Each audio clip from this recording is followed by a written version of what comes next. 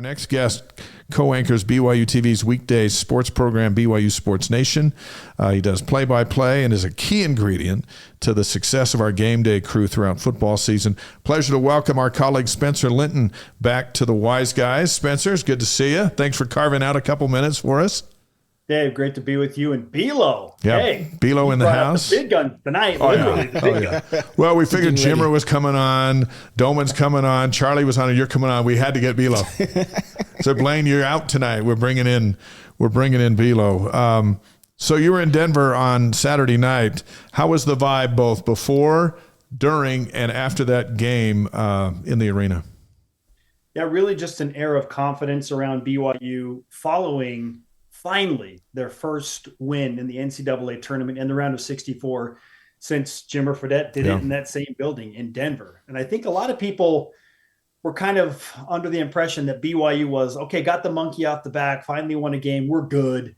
But really the team was just dialed in. Like they expected to beat VCU and they expected and liked to beat Wisconsin because they liked the matchup. So before the game, it was just a palpable air of confidence and, from staffers and players that just kept telling me, we really like the matchup. We really like what we've seen on film.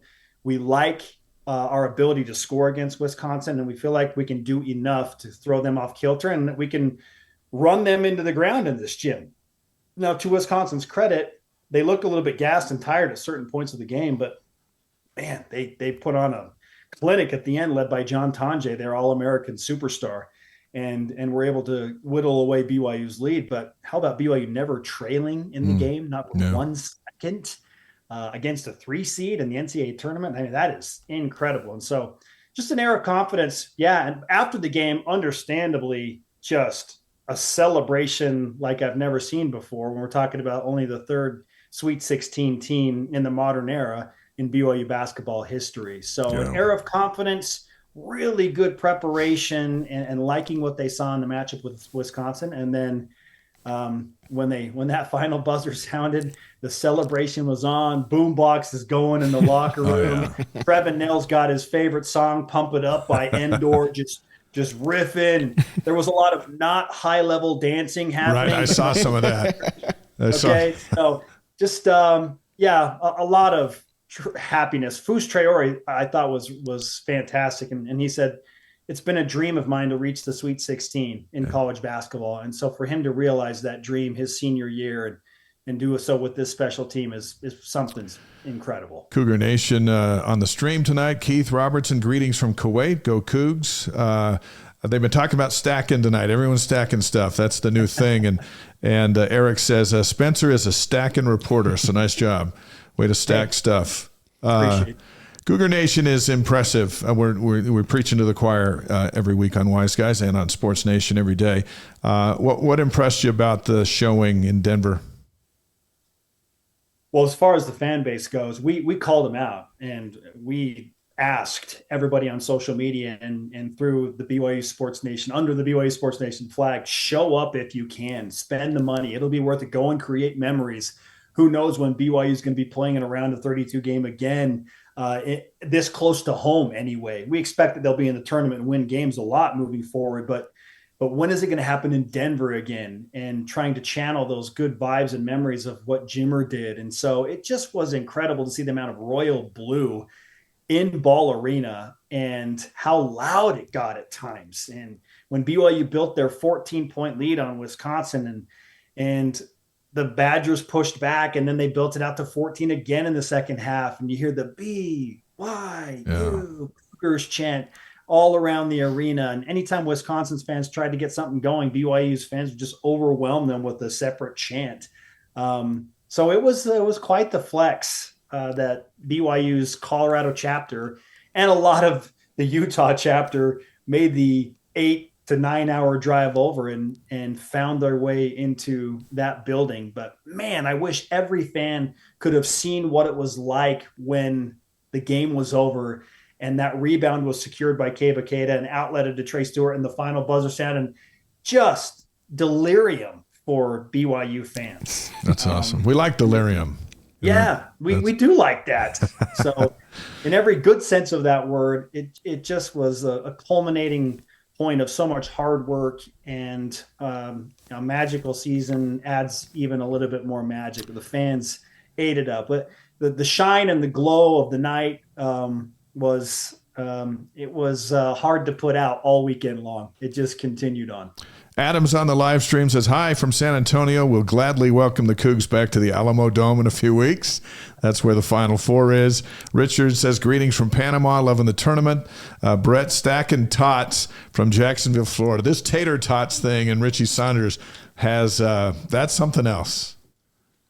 He is, to pull a phrase from a good friend of mine, speaking of Richie Saunders, tot to trot, Dave. He's tot to trot, okay? The Tater Tot King is rolling. I know Bilo can appreciate that. There's got to be some type of NIL that they could capitalize on, like now. It's happening. Okay. It's like Orida's all in. Yeah, it's a family thing now.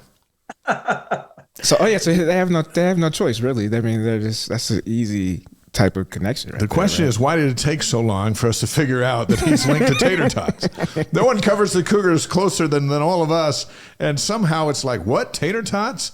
His family invented tater tots, and then here we go. And even Richie seemed to be surprised when it got out. How could you even invent tater tots? That's like it has to start somewhere. I mean, I just thought tater tots were just. I mean, it's potatoes, so it's like, how are you going to invent something that God already made here? You just have to name it, and sell it. If it gets him more money in his pocket and gives BYU and the program more national recognition, right? Because think about J.J. Watt and that type of recognition. And truthfully, like this, to me, is where I see things like this, where the church or the school's mission, right, is to, have to go out and have more visibility through sports. This was always my vision for the school. And, we're not in this situation and that those type of tweets and engagement doesn't happen if BYU is not winning. Well, Spencer, look what BYU's done with the Cougar tail. You got to figure tater tots are going to show up at the concession stands next year. Something in the name of Richie Saunders, right? Yeah. Come on, we're talking about the community that made funeral potatoes world famous, right? I know they're not tater tots necessarily, but you know what I'm saying. Like this is a community that can embrace that food without question. John says yeast billboards say Wisconsin's now producing 91% more blue cheese. You had some tweets on the show today that were classic. A lot of creative people getting ideas as BYU is becoming this national story, which is cool. Alabama's up next in the Sweet 16 in Newark, New Jersey. Thursday, what's the plan for coverage for BYU Sports Nation? Well, Jerem and I and our photographer extraordinaire, David Holliday, are hopping on a flight over to the East Coast tomorrow afternoon. We'll do BYU Sports Nation live in Provo at noon Eastern, 10 a.m. Mountain, and then we'll head right to the airport, get on that cross-country flight, and get set up Tuesday night close to the arena. Wednesday morning, we'll be back at it early. Both of us will be live hosting the show from Newark, New Jersey. And we've got a very special lineup that includes Jay Billis of ESPN and AJ Bonsa. Sean Farnham's going to join the program, on top of all of the coverage that we're going to have featuring BYU's coaches and players that we will gather from practice and their shoot-arounds on Wednesday and into game day on Thursday. So we're going full bore with some high-level guests and certainly all-access coverage that you're only going to find through the power of BYUtv and BYUtv Sports. So a win on Thursday, is it just me and Bilo holding the ship down for the alumni football game, or are you going to get on a red eye and come back? I am flying home on Friday morning at 7 a.m. on a nonstop out of Newark. I'll land in Salt Lake City at 10 a.m., and I'm hanging out with you and Bilo. We're doing football live. So it'll be fun. Yeah, you have to. Do it big. We'll have a great time. And then if BYU wins in the Sweet 16, I will get on a red eye after the football game and fly back to New Jersey so that I can be there for Saturday's game. You're living the dream. That's living the dream. Wow. It's jet-lagged dream, but it's living the dream. But you guys do great work. It was fun seeing you get over to to Denver. Before you were there, you were in Texas for the Big 12 Pro Days, hanging out with the Cougars, working out for NFL scouts. What impressed you the most? Who impressed you the most? Easy. That starts with Jacob Robinson. Yeah. I thought he took his status from priority free agent in the NFL draft to now he has a legitimate shot to be drafted on day 3 somewhere between round 6 and 7. What's it is, the 40-yard dash, or what was it?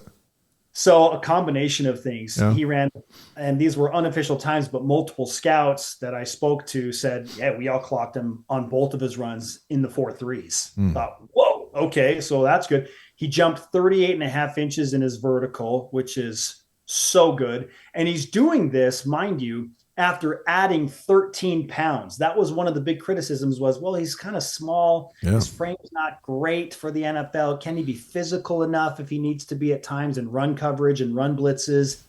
He put on 13 pounds of primarily muscle, and he's running faster and jumping higher with that added weight. That is something. Yeah. So he really impressed the scouts. Not surprisingly, he's twitchy. He was really good and precise in all of his drills and all of the different stations that he went to. It was an A+ performance from Jacob Robinson. Good. I think that he legitimately has a shot now to get his name called in the later rounds of the draft. Caleb Etienne, similar situation. He's leaned out. He's not bulked up, but he's just gotten stronger. So even though he's lost a little bit of weight so that he can be more agile on that left tackle position, but he's gotten stronger, and he ran really well. I mean, he almost broke 5 seconds. I think some people had him clocked at a 4.96. It came out officially at a 5.01 in the 40, but at 6'8", 330 pounds, you're running like that. And you're showing that ability to move laterally well in the drills. He too is a guy that could have his name called in the 6th or 7th round. So 3 best draft options for BYU are Jacob Robinson, Caleb Etienne, and of course Tyler Batty, who went to the NFL Draft Combine in Indianapolis. We put left tackles in the NFL, so that's good. 3 in a row. At the end, yeah. I couldn't even run a 5 flat now. What was your Vilo? What was your 40 time? What was your best? My best 40 time ever was a 4.41. 4.41. And Jacob was a 4.3. Yeah. Okay. Yeah. And then my best vertical I jumped was a 38 and a half. If it was you and Spencer running for a piece of pizza, the last piece of pizza at the 50-yard line, and you started at the goal line, would you get there? No, I'm not saying get there first. I'm just saying, would you get there? Look, I'm lactose, so Spencer, you can have the pizza. It would be vegan. Now, if it was some candy, some gushers or something, what I would do is I would grab Spencer and tackle him, throw him somewhere to give me a little bit of an extra head start. That's how you do it. Yeah. Hey, while you were down there in Texas, you broke the story on Darius Lassiter not coming back. We thought he had a chance because he'd gone to junior college, and that seemed to be working for a lot of guys, but not for him. Was he bummed out, or has he shifted gears to go try and get a job playing football? I think the bummage happened a while ago as he processed through it. The impression and sense I got from talking with him was it was just going to be a major headache. Like jumping through a lot of loops and getting through a lot of red tape from the NCAA. And it wasn't as easy as it was portrayed in the media. Shocker. I know it was more complicated with the NCAA involved in trying to kind of ratchet down on who actually qualifies for this. It just felt like it was going to be a massive headache for Darius, and there was no guarantee at the end of it. So now you're talking about a scenario where, hey, if you put all your eggs in that basket of the JUCO exemption, right, and go through all the work and fill out all the paperwork and do all the legal requirements, and then they can still come back and say, well, you know what? Now that we've reviewed everything, it's a no-go. So then he's kind of in no man's land, right, and can't get into the NFL draft and pursue a professional football career. So this was a business decision, it felt like, and I understand it. We're all bummed that he's leaving because he was so critical for BYU, and he just had that swagger and that there was an edge that he played with. You know, people want to say like, hey, BYU's got some dogs. Like, Darius was one of those guys, and they needed him. They needed that competitive edge that he brought to the field. The wide receiver room is stacked and loaded. Darius knows it. He knows that room's in good hands with his good friend Keelan Marion, and among others, proven commodities, certainly Chase Roberts, and JoJo Phillips, and Parker Kingston. Cody Hagan is a guy that's going to get some more run. It's a loaded group. So they will be just fine, but yeah, bummed to lose him because of all the iconic plays and memories. Oh, yeah. Led by the Oklahoma State drama and incredible walk-off win of sorts. I'm pretty sure he had already decided on his dance before he even got in the end zone against Oklahoma State. Because it was choreographed and ready to go. Yeah. Mm-hmm. He typically had a dance in mind if he scored a touchdown for every game. Like, let's not just say that he's just, impromptu pulling off all these awesome dance moves. They work at it. I think Keelan Marion would give him a hard time. Like, oh no, he practices all week long so that he can be ready when he gets into the end zone. But so long to Darius. He left his mark on BYU football, and we wish him the best moving forward. He had so many big plays, but that play, you were down on the field. We were over there in our compound in the corner of the end zone. When he caught that ball and broke at the 5 and he was heading in, there was a sound at Lavelle Edwards Stadium that is just unmatched, and it was just pandemonium. Indeed, one of those delirium moments again. Yeah. Holy cow! Snatching victory from the jaws of defeat. I thought our set was gonna fall. Yeah, it was the whole place. How we were jumping nuts. up and down. Yeah, it was awesome. Crazy. BYUtv sportscaster Spencer Linton on the Wise Guys, presented by Brady Plus, distributed by the Deseret News. Friday nights, the alumni game, 6:00 on BYUtv. We'll be the TV. Us three guys. Blaine will be out there trying not to get hurt. And we'll just see how that goes. But we've got an over-under for you, Spencer. Sometimes we do this on Sports Nation. We're going to do it here tonight. And then we'll on Monday, we'll revisit and see how you did, okay? This is over-under stuff for the alumni game Friday night. These 5 questions or 5 over-unders presented by Strategy Square. Enhance your company's social media footprint at strategysquare.co. All right, here we go. You ready? Ready. Okay. I told you we were going to do this, but I didn't tell you how we were going to do it. So I know you're somewhat ready. The over-under for Friday night, 40 total points. I'm taking the over, Dave. Really? I think this is going to be more of an all-star feel. As much as guys want to think that they're going to play defense, apparently they're playing the full 100-yard field. Maybe it'll get reduced to like 80 to try and protect the health of some of these guys. I don't know. Yeah. But full field, a lot of grass to cover, and I think that there's going to be over 40 points. This will have an all-star. That's going to be. If it's over 40, we're going to have some fun. Yes. If it's a defensive struggle, last year it wasn't going so great until Steve Young came in and started throwing passes, and then it was on. Over under, there's 20 combined completions.